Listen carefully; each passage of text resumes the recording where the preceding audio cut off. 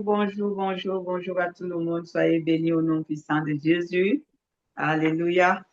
Nous allons remettre la réunion de ce matin entre les mains du Seigneur. Père, nous te disons merci pour tout ce que tu fais pour nous. Merci pour tes paroles, Père éternel, ce matin. Dispose nos cœurs à ton écoute et rends-nous capables de porter du fruit digne de ta gloire au nom de Jésus-Christ. Amen. Alors, le thème de ce matin, c'est le mandat de Dieu et ses défis. Le mandat de Dieu et ses défis. Ça, c'est le thème de ce matin. Alléluia. Néhémie a eu les défis, mais il a quand même bâti. Esdra a eu les défis, mais il a quand même bâti. Nous aussi, nous avons les défis, mais nous ne devons pas baisser les bras. Nous allons bâtir malgré les défis. Alléluia. Ne restons pas à murmurer, à plénicher sur nos défis. Faisons comme Néhémie, faisons comme Esdra. Levons-nous avec courage et détermination et nous allons aussi vaincre pour bâtir l'œuvre à laquelle le Seigneur nous a appelés. Alors, nous allons dans le livre de Néhémie au chapitre 4, du verset 1 au verset 23. Nous n'allons pas lire du coup, nous allons lire étape par étape et nous allons nous attarder sur certains points qui nous parlent le plus, enfin, dont le Seigneur m'a beaucoup plus révélé. Parce que s'il faut tout lire, ça va prendre beaucoup de temps. Il est vrai que nous devons écouter la parole de Dieu. Mais ce que je vous conseille, c'est d'aller lire tout le chapitre 4, voire même tout le livre de Néhémie. Prenez le temps, pourquoi pas? Prenez le temps de lire tout le livre de Néhémie. Mais précisément aujourd'hui, nous allons parler de Néhémie au chapitre 4. Amen. Donc, je prends déjà du verset 1 au verset 3. Et nous allons voir ici que Néhémie les ennemis de Néhémie se sont moqués d'abord de lui. Et c'est ce qui arrive aujourd'hui. Quand le Seigneur te confie quelque chose, une tâche, l'ennemi va utiliser les gens autour de toi pour semer le doute, pour critiquer, pour se moquer même. Mais tu ne dois pas te tenir à cela, mon frère, ma soeur. Quand tu es sûr que Dieu t'a parlé, il t'a donné mandat de faire quelque chose. Peu importe les moqueries, peu importe l'opposition, peu importe les gens qui vont te calomnier, ne t'arrête pas à cause de cela. Tiens-toi à la parole de Dieu et fais ce que le Seigneur te demande. Parce que les ennemis de Néhémie se sont moqués au début de cette œuvre et ils l'ont calomnié même. Donc, nous allons lire du verset 1 au verset 3 qui dit, lorsque Sambala, ça ce sont les ennemis de l'œuvre de Dieu que le Seigneur avait confiée à Néhémie. Lorsque Sambala apprit que nous rebâtissions la muraille, il fut en colère et très irrité. Donc, quand Dieu t'appelle pour une œuvre, l'ennemi n'est pas content. Il se fâche. Il commence à chercher les alliés, les ennemis, pour venir te titiller, pour venir se moquer de toi, pour venir te calomnier, te distraire. Parce que les gens qui viennent dans le ministère quand Dieu t'a appelé ne sont pas tous ceux qui viennent pour bâtir. Ce ne sont pas toujours les Josué et les Caleb, les Hur, pour soutenir tes bras. Non. Là-dedans, il y a les Sambara, les Tobéa, les Geshem, les Arabes. Donc, lorsque Sambara apprit que nous bâtissions la muraille, il fut en colère et très irrité. Il se moqua des Juifs. Il était en colère, il se moquait pour les décourager. Et dit devant ses frères et devant les soldats de Samarie, à quoi travaillent ces Juifs impuissants? Vous voyez, il critique même déjà, il est très impuissant. S'ils sont impuissants, pourquoi est-ce qu'il est irrité? C'est la peur. L'ennemi a peur. C'est pour cela qu'il envoie les pics pour te déstabiliser. Il dit, les laissera-t-on faire? Sacrifieront-ils? Vont-ils achever? Redonneront-ils vie à des pierres ensevelies sous des monceaux de poussière et consumés par le feu. Il se moquait, hein. Il parlait négativement. Tobija, l'ammonite, était à côté de lui et il dit qu'il bâtisse seulement. Si un renard s'élance, il renversera leur muraille de pierre. Que de paroles de découragement. Quand vous faites une œuvre du Seigneur et que les gens viennent parler négativement, il ne faut pas s'attarder à ce qu'ils disent. Non, il ne faut pas s'attarder à ce qu'ils disent. Il faut écouter la voix de Dieu et avancer selon l'inspiration que le Seigneur vous donne.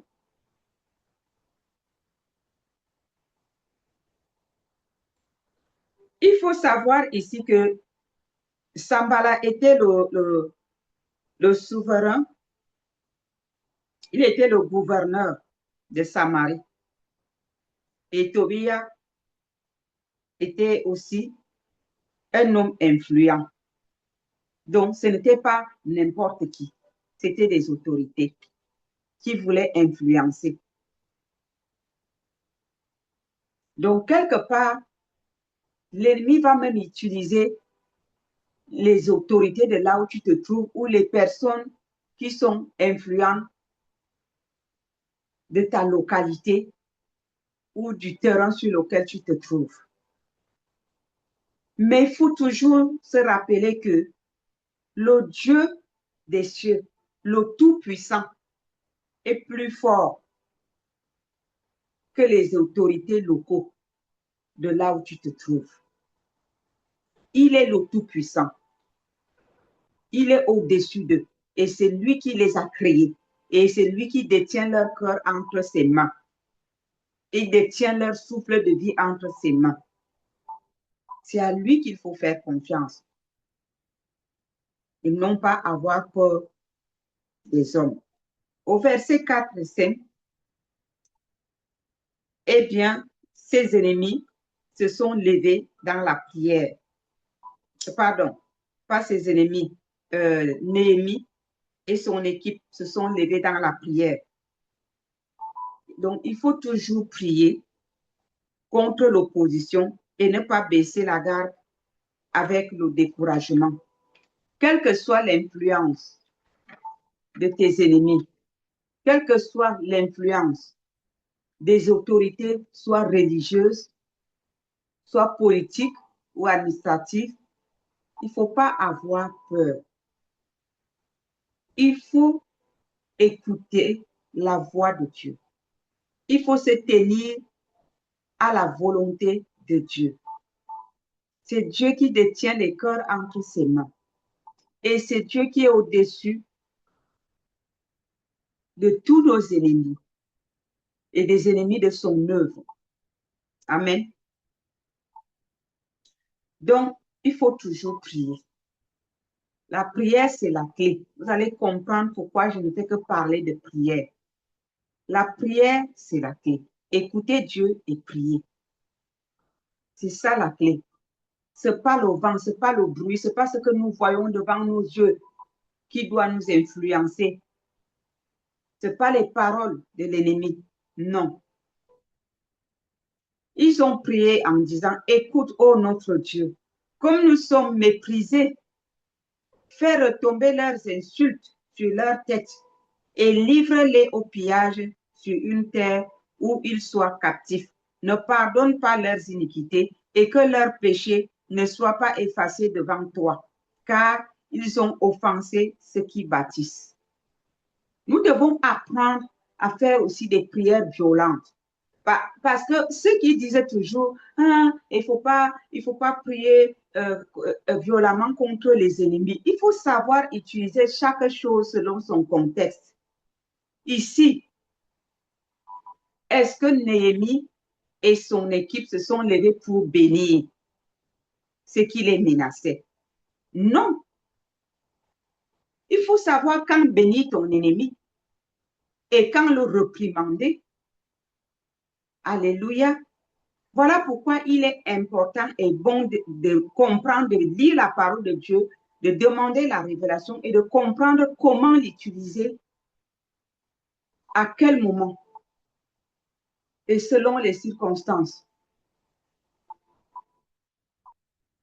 Ils ont dit, écoute, ô notre Dieu, comme nous sommes méprisés, fais retomber leurs insultes sur leur tête. Ils n'ont pas dit, Seigneur, oint leur tête d'huile. Pourquoi les gens utilisent la parole de Dieu hors contexte? Quand ton ennemi t'oppresse au point où tu dois tomber à genoux et crier à Dieu pour demander le jugement, on te dit, non, ce n'est pas comme ça. Dieu a dit qu'il faut bénir nos ennemis. Il ne faut pas répondre à ça. Il ne faut pas répondre. Ce n'est pas à tout moment que nous bénissons nos ennemis. Il y a des moments où il faut les réprimander. Il y a des moments où il faut demander le jugement de Dieu sur eux. Et il y a les moments où nous devons aussi les bénir. Tout dépend. Donc, on ne vienne pas vous dire, oui, n'est-ce pas que Dieu a dit qu'il faut bénir nos ennemis? Pourquoi tu as prié comme ça? Si quelqu'un te dit ça, tu lui dis, va d'abord lire la Bible pour comprendre, va demander la révélation de quand il faut bénir et de quand il faut demander le jugement de Dieu. Verset 100, ils ont dit, ne pardonne pas leurs iniquités et que leurs péchés ne soient pas effacés devant toi, car ils ont offensé ceux qui bâtissent. Pendant que nous sommes en train de bâtir, quand l'ennemi se lève contre toi, pendant que tu es en train de bâtir, accomplir l'œuvre de Dieu, ce n'est pas le moment de le bénir, c'est le moment de demander le secours de Dieu pour que la main de Dieu parle contre eux. Parce que la Bible dit que celui qui n'est pas avec nous est contre nous. Alors, si tu es contre l'œuvre de Dieu, il faut que Dieu se lève pour défendre son œuvre, parce que l'œuvre de Dieu doit avancer. Au verset 6, il faut être rempli de force et de courage. Eux, ils étaient remplis de force et de courage pour continuer l'œuvre. Et ils ont continué de bâtir l'œuvre, mais au verset 7, leurs ennemis se sont à nouveau levés contre eux pour stopper leur travail. Mais cela ne les a pas arrêtés. Parce que quand ils disent, nous rebâtîmes la muraille qui fut partout achevée jusqu'à la moitié de sa hauteur, et le peuple prit à cœur ce travail. Nous devons travailler d'arrache-pied, avec détermination, avec passion, avec joie. Ça ne doit pas être un fardeau lourd pour nous. Non, nous devons avoir du plaisir à accomplir le mandat que Dieu nous a confié. Si Dieu t'a placé au pied d'un Moïse, d'un Josué, d'un Caleb, travaille de tout cœur pour que cette vision-là soit accomplie. Tout le monde n'est pas appelé pour diriger.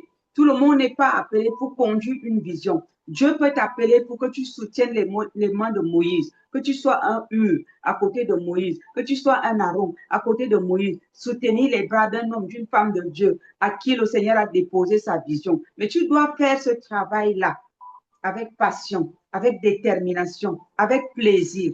Tu ne dois pas faire ça avec négligence en disant que, oh, est-ce que c'est à moi qu'on m'a confié? Je fais quand je peux, je fais comme je... Non. Ils ont travaillé ici avec bon cœur. Le peuple prit à cœur ce travail. Ils ont pris à cœur ce travail. Or, on parle du peuple ici. On ne parle pas de Néhémie ici. On parlait du peuple qui avait pris à cœur ce travail. Ça veut dire que Néhémie portait la vision, mais l'équipe qui l'accompagnait, le peuple qui l'accompagnait, s'était impliqué à 100%.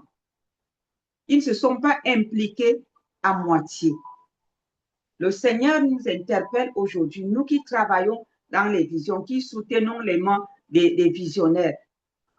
Impliquons-nous à fond. Travaillons avec le cœur. Alléluia. Oui. Travaillons avec le cœur. Au verset 7, l'ennemi ne baisse pas les bras. La Bible dit que l'ennemi rôde comme un lion cherchant qui dévorer. Il ne se fatigue pas. Du verset 7 au verset 8, ils se sont à nouveau levés contre eux pour stopper le travail du Seigneur. L'oppresseur ne se fatigue pas. Mais ce n'est pas pour autant que nous autres, nous, on doit baisser les bras, non. Mais Sambala Tobia, les Arabes, les Ammonites et les Adodiens furent très irrités en apprenant que la réparation des murs avançait et que les brèches commençaient à se fermer.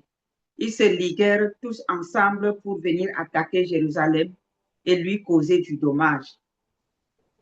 Vous allez voir que quand l'œuvre de Dieu commence à prendre de l'ampleur, l'ennemi double de force pour venir attaquer. Il vient avec la division, il vient avec les maladies, il vient avec les oppressions. Tout ça pour vous affaiblir, pour nous affaiblir. Il vient avec la tiédeur, le sommeil, l'assoupissement, le découragement. Il vient avec toutes sortes de troubles, toutes sortes de pressions pour essayer de nous défier.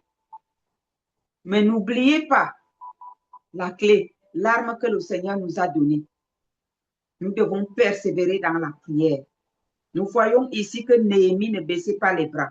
Il était toujours en train de prier avec son peuple. Et Néhémie ne priait pas seul. Il priait avec son équipe. Donc la prière dans une vision, ce n'est pas seulement le visionnaire ou la visionnaire qui doit prier. C'est nous tous ensemble à qui le Seigneur a établi pour cette vision. Nous devons accompagner nos leaders dans la prière, dans l'œuvre à laquelle ils ont été appelés. Alléluia. Nous devons beaucoup prier pour les visionnaires, pour les leaders dont le Seigneur nous a placés sous leur autorité.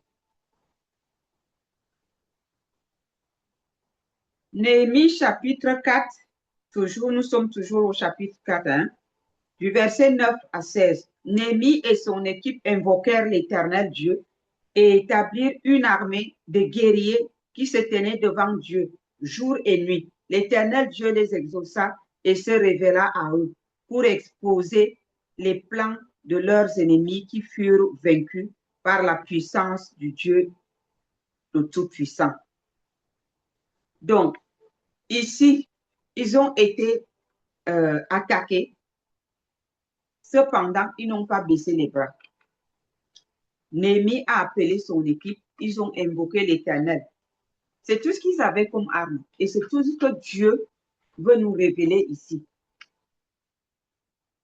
Dieu veut nous révéler que dans une vision, dans un ministère, dans son œuvre, lorsque nous sommes attaqués, la solution n'est pas de se plaindre. La solution n'est pas de murmurer. La solution n'est pas de croiser les bras, de se décourager et de baisser la garde. La solution, c'est de se lever dans la prière. Et se lever dans la prière ensemble avec son équipe. L'équipe ne doit pas laisser le visionnaire ou le leader en train de se battre seul. L'œuvre de Dieu ne s'accomplit pas seul, c'est ensemble. Moïse n'a pas marché pour accomplir l'œuvre de Dieu seul. Il était accompagné et Aaron et Hur soutenaient ses bras. Amen.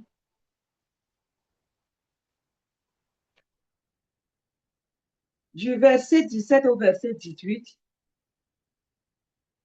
le Seigneur nous montre ici qu'il faut toujours faire l'œuvre de Dieu en tenant d'une main la parole de Dieu et de l'autre main œuvrer avec persévérance sur le mandat qui nous a été confié par Dieu pour défier l'opposition et maintenir sa couronne de victoire.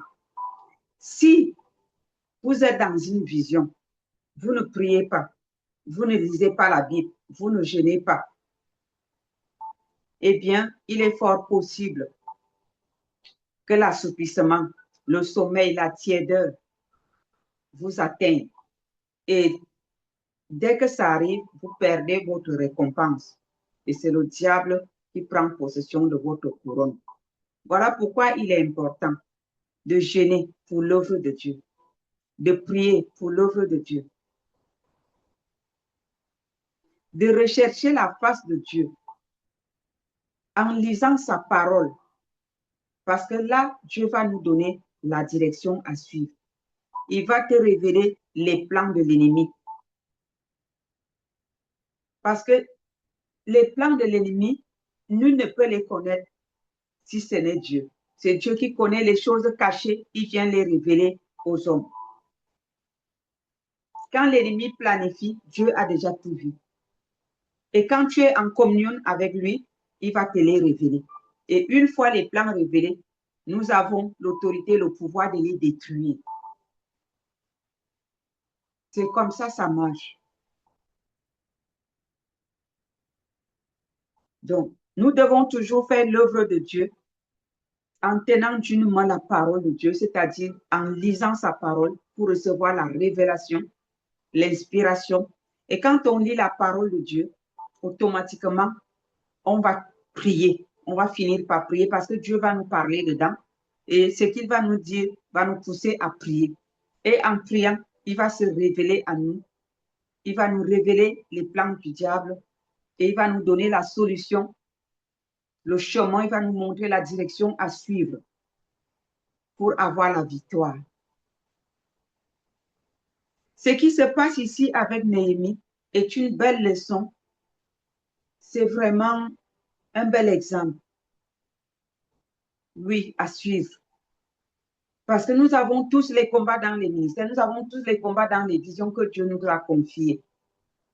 Mais des fois, on est tellement oppressé qu'on perd de vue le modèle biblique que Dieu nous a donné. Mettons d'abord le premier modèle qui est Jésus-Christ lui-même qui a été persécuté et qui est resté les yeux fixés sur le Père. Souvent, quand on parle de l'exemple de Jésus, les gens ne veulent même plus écouter tellement ils pensent que c'est devenu vulgaire. J'ai préféré ne pas parler de Jésus, mais d'aller chercher d'autres exemples dans la parole de Dieu. Voilà pourquoi Dieu m'a révélé deux modèles à suivre. Il y a Esdras, il y a Néhémie. Mais aujourd'hui, je vais m'attarder sur Néhémie. Je parlerai d'Esdras un autre jour. Alléluia. Je veux quand même lire le verset 17 à 18 là qui dit que ceux qui bâtissaient la muraille et ceux qui portaient ou chargeaient les fardeaux travaillaient d'une main et tenaient une arme de l'autre. L'arme, c'est quoi? C'est l'épée. L'épée, c'est quoi? C'est la parole de Dieu. Donc, nous devons travailler malgré l'opposition et tenir la parole de Dieu, serrer la parole de Dieu contre notre cœur, la tenir en main pour l'utiliser, pour tailler en pièces. Quand tu as l'épée en main, le psaume 118 dit, tu tailles en pièces l'ennemi qui te pousse, qui te persécute pour te faire tomber. Tu le tailles en pièces. Tu le tailles avec quoi? Avec l'épée. Et l'épée, c'est quoi? C'est la parole. Et l'épée, c'est quoi? C'est l'arme. Nous devons donc connaître la parole de Dieu pour l'utiliser et tailler les œuvres des ténèbres qui nous persécutent, qui nous empêchent de faire l'œuvre de Dieu, de tailler ça en pièces. On ne tient pas l'épée de Dieu en main pour oindre la tête de l'ennemi d'huile. L'arme qu'il tenait en main, c'était pour tailler en pièces les œuvres des ténèbres. Nous devons tenir à nos mains la parole de Dieu et tailler l'oppresseur de nos vies en pièces. C'est comme ça. Verset 18. Chacun d'eux, en travaillant, avait son épée ceinte autour des reins. Oui, nous devons attacher la vérité comme ceinture autour de nos reins. Marcher dans la vérité. Éviter le mensonge. Éviter le péché qui ouvre les brèches pour laisser entrer l'ennemi dans les murs. Non seulement il tenait la parole de Dieu en main pour tailler l'ennemi en pièces, mais aussi il fermait les portes avec la vérité autour de leurs rangs pour ne pas laisser entrer les serpents dans leur mur. Parce que si les serpents rentraient, ils venaient les mordre. Donc, quand tu fermes la porte du mensonge, de la méchanceté, l'ennemi ne peut pas entrer pour venir t'atteindre. Il ne suffit pas de le tailler en pièces. Il faut éviter de lui ouvrir les brèches sur tes murs, de peur que tu ne sois mordu par les serpents. Celui qui sonnait la trompette se tenait près de moi. Alléluia. Nous devons nous tenir tout proche du Seigneur Jésus-Christ. Sa justice nous a introduits dans le lieu très saint. Nous devons rester fermement à ses pieds dans ce lieu très saint en marchant dans la sanctification, en marchant dans la vérité, en tenant l'arme de la parole de Dieu sur nos mains. C'est-à-dire que lorsque nous prions, nous devons citer la parole de Dieu. Nous devons nous tenir près de Dieu par sa parole.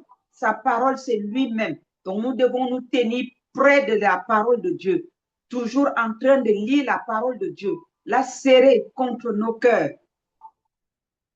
Le verset 19 à 21 nous montre que nous devons toujours rester unis et présents lors de nos rassemblements de prière et jeûne en commun. Éviter de se mettre de son côté seul, car la Bible nous dit que celui qui se met à l'écart cherche ce qui lui plaît. Mais nous nous sommes morts en nous-mêmes et c'est Christ qui vit en nous. Recherchons donc les choses d'en haut et non notre propre volonté. Donc, quand on dit jeûnons, nous devons tous jeûner. Tu ne dois pas te mettre à l'écart pour dire moi, je ne peux pas jeûner, jeûner, les autres vont jeûner. Ils ne gênent pas pour toi. Quand tu te mets à l'écart, tu cherches ta propre volonté. Si tu cherches donc ta propre volonté, cela veut dire que tu n'es pas mort en toi. Tu vis pour toi-même, tu ne vis plus pour qui. Parce que quand tu vis pour Jésus, si Jésus décide que demain, vous devez commencer le jeûne, tu ne dois pas dire que, pourquoi on ne nous a pas annoncé ça depuis 3 jours, on nous annonce le jeûne à la veille. Est-ce que tu vis encore pour toi-même? Tu es dépendant de Jésus, il est libre de te dire le matin que bon, il est 7 heures du matin, à 9 heures commencer le jeûne. Tu dois tout simplement obéir, écouter et commencer le jeûne à 9 heures. Tu n'as pas d'instruction à lui donner. Tu n'as rien à lui dire, puisque tu vis pour lui. S'il décide que tu dois jeûner, jeûne. S'il décide que tu dois arrêter, arrête. Donc, ne commence pas à discuter, à raisonner comme si c'était toi-même qui vivais encore. Ne te mets pas à l'écart parce que tu veux faire ta volonté. Mais si tu te mets à côté pour faire ta volonté, mais tu seras égaré. Parce que l'homme ne peut rien faire de lui-même.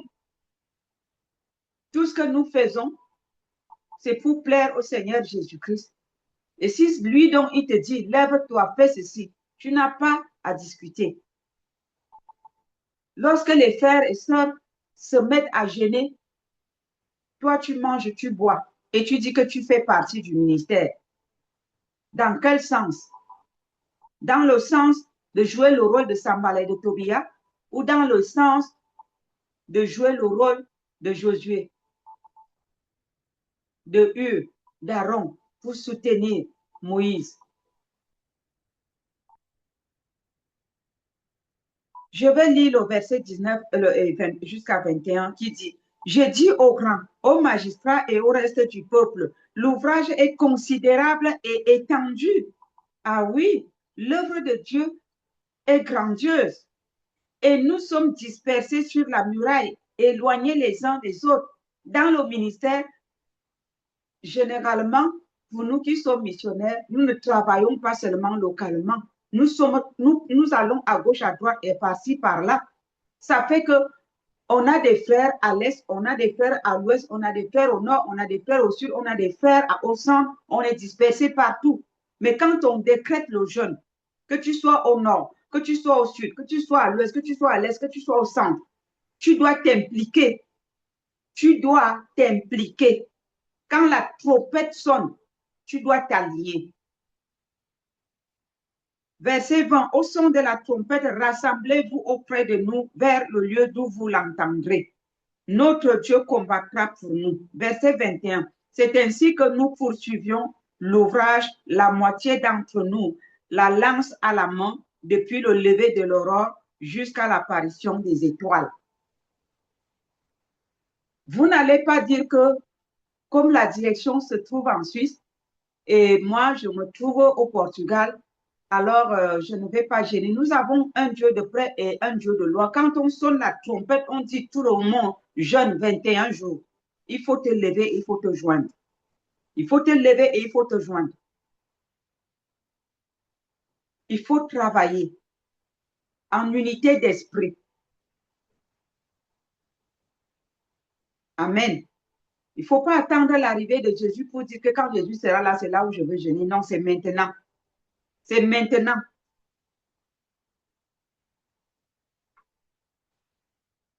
Verset 22 à 23 nous montre que nous devons veiller et prier en tout temps et à tout moment, car l'ennemi rôde autour de nous pour nous affaiblir avec la lourdeur, l'assoupissement et la tiédeur. Ne baissons plus les bras à cause des épreuves et des défis. La méditation et la prière en passant par les jeûnes doivent être notre mode de vie et de tous les jours. Nous devons apprendre à méditer la parole de Dieu, à prier tous les jours et à jeûner à tout moment. Ça doit être notre mode de vie. Ça ne doit pas être de temps en temps. Pour que c'est seulement lorsqu'on décrète, que les leaders décrètent le jeûne, décrètent le jeûne, la prière, c'est en ce moment-là qu'on doit penser qu'il faut jeûner, il faut prier. Il faut apprendre à jeûner seul, à faire des jeûnes seuls. Et lorsqu'on lance un jeûne, comment? Tout le monde doit donc se joindre.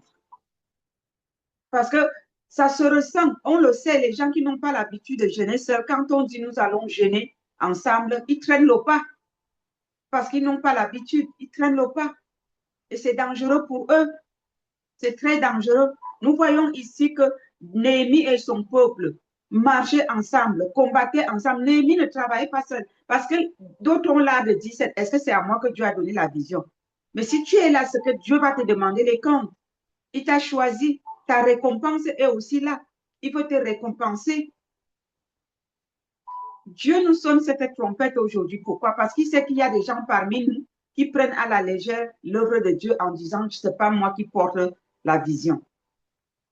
Mais tu joues un rôle primordial là où tu te trouves, mais toi, tu ne le sais pas. Mais le Seigneur m'envoie te dire aujourd'hui, mon frère, ma soeur, le rôle que tu joues dans le ministère sur lequel Dieu t'a placé est important. Si tu ne places pas ta pierre, tu ne mets pas ta pierre dans cet édifice, la plateforme ne sera pas bâtie parce qu'il y aura un trou. Et Dieu va te demander les comptes sur ce petit trou-là que tu devais combler et que tu n'as pas fait. Est-ce que vous voyez? Dieu ne voudrait pas que cela vous arrive. Voilà pourquoi il m'envoie ce matin vous interpeller. Je veux quand même lire le verset 22-23 qui dit, dans ce même temps, je dis encore au peuple que chacun passe la nuit dans Jérusalem avec son serviteur. Comment passer la nuit avec son serviteur? Quand le serviteur dit, nous allons jeûner, tu te lèves, tu te joins à lui. Tu te joins à lui. C'est ça, passer la nuit avec lui. Jeûner avec lui. Prier avec lui. Méditer avec lui. S'il dit, méditons, tel livre de la parole de Dieu. Toi, là où tu te trouves, le pays où tu te trouves, prends ta Bible, tu es au Togo, tu es au Bénin, tu es au Cameroun, je ne sais pas où, au Portugal, tu es. Prends ta Bible, si on a donné Néhémie chapitre 4, prends le Néhémie chapitre 4, là où tu te trouves, lis. C'est ça, passer la nuit avec son serviteur, marcher avec lui, faire des choses en commun. Dans ce même temps, je dis encore au peuple que chacun passe la nuit dans Jérusalem avec son serviteur. Faisons la garde, faisons. Ce n'est pas fait, faisons. Donc, joins-toi à moi. Ensemble, faisons la garde pendant la nuit et travaillons pendant le jour. Ces gens n'avaient pas de répit. Ces gens n'avaient pas de repos. Mais Dieu était leur force. Par la prière, ils se tenaient ensemble avec Néhémie, de jour comme de nuit. La nuit, ils se réveillent, ils prient. Le jour, ils se mettent à travailler, à bâtir. Jésus même était comme ça.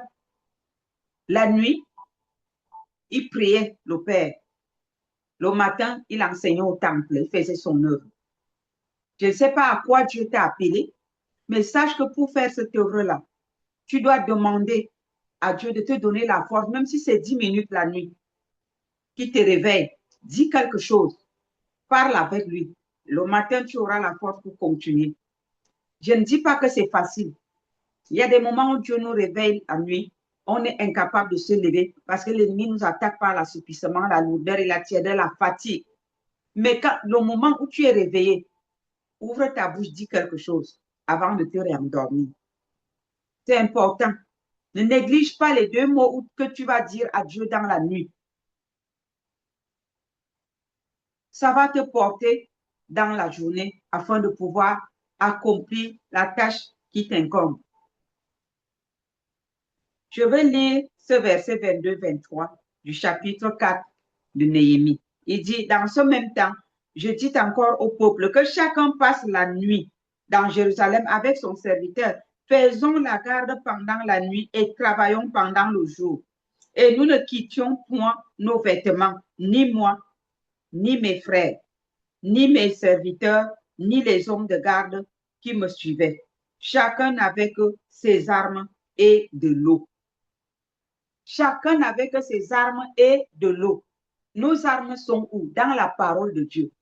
L'eau là, c'est qui? C'est le Saint-Esprit. Travaillons avec le Saint-Esprit. Nourrissons-nous de la parole de Dieu. Abreuvons-nous de la parole de Dieu. Et que le Saint-Esprit soit notre lumière, notre guide, qui nous oriente, qui nous révèle les choses. Nous avons, quand vous lisez sur le chapitre 4 là en détail, vous allez voir que Dieu envoyait les gens pour venir révéler à Néhémie et son armée les plans de l'ennemi. Pourquoi? Parce qu'ils étaient tout le temps en train de prier. Dieu va exposer les plans du diable contre ta vie, contre ton ministère, contre ton appel, à moins que tu sois en train de prier. Quand tu pries, l'ennemi ne peut pas rester caché devant toi. Quand tu pries, les plans de l'ennemi ne peuvent jamais rester cachés au-devant de toi. Nous sommes comme ça, mon mari et moi. Ça tourne, ça tourne, ça tourne, ça tourne. Un viendra dévoiler ce qu'ils ont dit ensemble. Et ne pensez pas que quand quelqu'un vient te dire les choses, lui-même, il est épargné. Le plus souvent, ils disent ensemble. Après, Dieu va utiliser sa bouche pour venir dévoiler. Pour que toi, tu casses ça dans la prière. Que tu détruises leur union diabolique dans la prière. Les plans de l'ennemi ont été révélés à Néhémie et son armée. Parce que Néhémie et son peuple priaient. Ils priaient. Et Néhémie, pour bâtir, a établi avec son peuple une garde jour et nuit qui intercédait pour eux. Que le Seigneur nous suscite à tous les visionnaires, que Dieu nous suscite des intercesseurs engagés qui vont soutenir les leaders, les pasteurs, les visionnaires, pour que l'œuvre de Dieu puisse avancer. Comprenez l'intercession ici, c'est 2 temps. Il y en a qui soutenaient l'équipe de Néhémie, c'est-à-dire Néhémie et ses guerriers. Eux-mêmes, ils priaient. Et derrière eux, il y avait une autre équipe qui se tenait jour et nuit pour les soutenir dans la prière parce qu'ils étaient au combat. Aujourd'hui, je demande à l'Éternel Dieu Tout-Puissant de susciter à chaque visionnaire, à chaque ministère, des intercesseurs qui se tiennent jour et nuit derrière nous pour nous soutenir dans la prière, car cela manque dans le corps de Christ aujourd'hui. Que l'Éternel m'entende, qu'il m'exauce pour ses visionnaires, pour ses serviteurs et servantes, au nom de Jésus. Amen. Je vais vous envoyer lire le livre d'Esdras. Peut-être, si Dieu permet, on parlera d'Esdras prochainement, selon ses plans. Moi, je ne choisis pas. S'il nous le donne, gloire à Dieu. J'expliquerai les choses telles qu'il m'aura donné. S'il ne donne pas, mais je vous donne comme exercice d'aller lire le livre d'Esdras, tout le livre d'Esdras. Vous allez comprendre. Esdras 4, Esdras 5, Esdras 6, Et même le chapitre 9, écoutez bien le chapitre 9 là. Je vous invite vraiment, vous pouvez ne pas tout lire, mais lisez le chapitre 9. Je vais vous expliquer quelque chose pour le chapitre 9. Il faut comprendre ici que ceux qui sont appelés à bâtir ou à reconstruire l'œuvre de Dieu qui a été détruite sont le plus souvent les intercesseurs appelés par Dieu lui-même. L'intercession a des degrés. Merci de bien comprendre cela. Pour cela, il faut beaucoup méditer tout le chapitre 9 de Esdras. Vous allez comprendre. Ici, vous avez vu comment Néhémie était un homme de prière avec son peuple, son équipe, ses guerriers. Esdras, également, c'était un intercesseur de Dieu appelé pour intercéder en faveur du peuple qui était rentré dans la compromission. Ce genre d'intercession, ce n'est pas l'intercession qu'on trouve dans les églises que les gens prient entre eux les uns les autres. Non, ce n'est pas ça. Ça, c'est un autre niveau, une autre dimension qui nécessite un appel de Dieu véritablement. Et quand Dieu t'a appelé là-dedans, tu es comme sa bouche, tu es son prophète. Et les choses qui sortent de ta bouche ne sont pas souvent agréables à entendre aux hommes. Parce que c'est l'épée de Dieu qui parle contre ses ennemis. Qui sont les ennemis de Dieu? C'est les oppresseurs de son œuvre et qui ne sont pas des personnes moindres. C'est souvent des autorités qui peuvent être autorités politiques, autorités religieuses ou, comment je dirais, des autorités locaux comme ça. Ce ne sont pas des simples personnes. Et quand Dieu t'établit comme ça, il faut marcher dans la prière, dans la vérité, dans la sanctification pour vaincre. Dieu n'appelle pas les intercesseurs à reconstruire quand ils marchent contraire à sa volonté. C'est-à-dire, ils courent dans la même direction que tout le monde. Si tu cours dans la même direction que tout le monde, Dieu ne peut pas t'établir pour la reconstruction des murs. Autrement dit, tu vas écouter la bouche des autorités influentes de ta localité et tu vas baisser les bras. Ou alors tu vas suivre les autorités religieuses et tu vas baisser les bras. Souvent, il te met contre dans une direction qui est contre les autorités religieuses. Et pour faire face à ça, je vous dis la vérité, il faut être doté de l'onction de Dieu. Il faut être appelé. Parce que quand tu es appelé, tu es rempli de force et de courage et tu n'as peur de rien, comme Néhémie, comme Esdras. Tu n'as peur de rien, comme Jésus-Christ lui-même. Mais si, c'est pour cela qu'il y a des choses qu'on peut copier dans la vie. Il y a des choses qu'on ne peut pas copier. Tu ne peux pas copier l'appel de quelqu'un d'autre. Parce que quand Dieu appelle, il équipe, il établit, il veille et il montre la direction. Si tu vas copier, qui va t'établir, qui va te protéger, qui va te montrer la direction, qui va te révéler tes ennemis? Qui? Vous qui copiez les appels là, parce que vous avez vu que quelqu'un réussit, vous venez pour bombarder son ministère parce que vous voulez aller copier et faire comme lui. Vous courez un danger. Vous courez un danger mortel. Ah oui?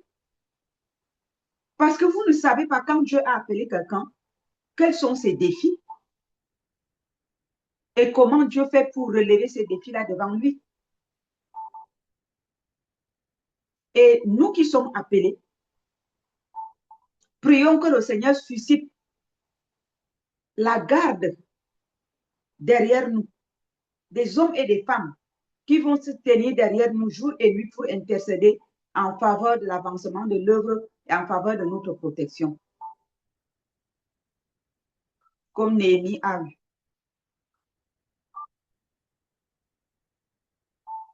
Les gens que Dieu établit pour reconstruire son église, ce sont des intercesseurs.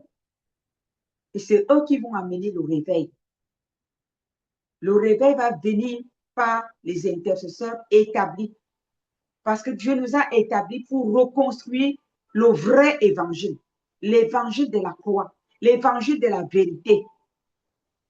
Mais nous avons les défis à relever. Nous avons des défis à relever. Et Dieu travaille avec nous. Dieu veille sur nous. Ses yeux sont sur nous parce que nous sommes ses serviteurs, choisis, établis, envoyés par lui. Alors, tenons bon, tenons ferme, marchons dans la sanctification, marchons dans la sainteté, dans la vérité, l'obéissance, la soumission, dans la loyauté, qu'il pleuve ou qu'il neige. Nous avons dit oui à notre appel. Répondons présent. Ne reculons plus. Que le Seigneur vous bénisse.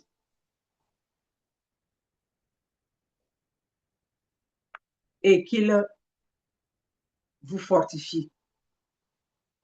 Retenez à la fin cette parole de Zacharie, chapitre 4, du verset 6 au verset 7. Je paraphrase. La parole dit, qui es-tu, grande montagne, devant Zorobabel? Tu seras aplani.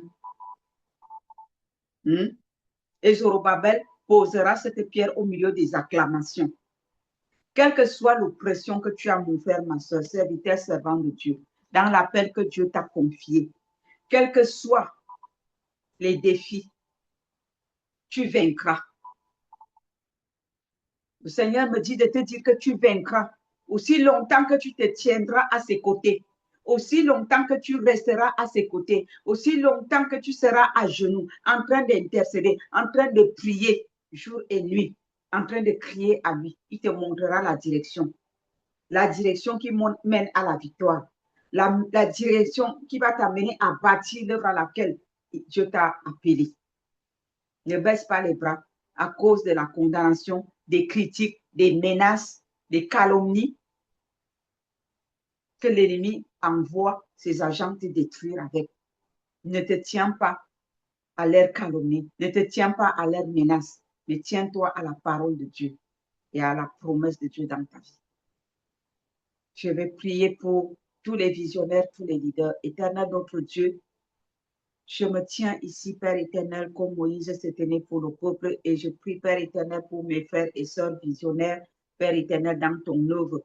Papa, je prie dans le nom puissant de Jésus que tu suscites des intercesseurs, Père éternel, dévoués, Père, des intercesseurs, Père éternel, consacrés, des intercesseurs de bonne volonté qui se tiennent derrière chaque visionnaire, Père, pour veiller jour et nuit, intercéder en leur faveur, afin que ton œuvre puisse être accomplie au nom puissant de Jésus-Christ. Nous prions aussi pour qu'il y ait, Père, une équipe d'intercesseurs, comme Néhémie avait une équipe d'intercesseurs, Seigneur, solide, un peuple qui travaillait d'arrache-pied avec bon cœur. Éternel, notre Dieu, nous prions que tu affectes des intercesseurs, Père éternel, auprès des visionnaires qui reconstruisent la vérité dans ton Église, que tu envoies les intercesseurs travailler avec eux. Suscite des hommes et des femmes, Père éternel, mon Dieu, consacrés, Père, des hommes et des femmes déterminés, des hommes et des femmes passionnés pour l'intercession du corps de Christ, afin que ton œuvre puisse être reconstruite, que l'évangile de la croix puisse être rebâti, que l'évangile de la repentance puisse être rebâti, que la vérité puisse être reconstruite dans l'Église.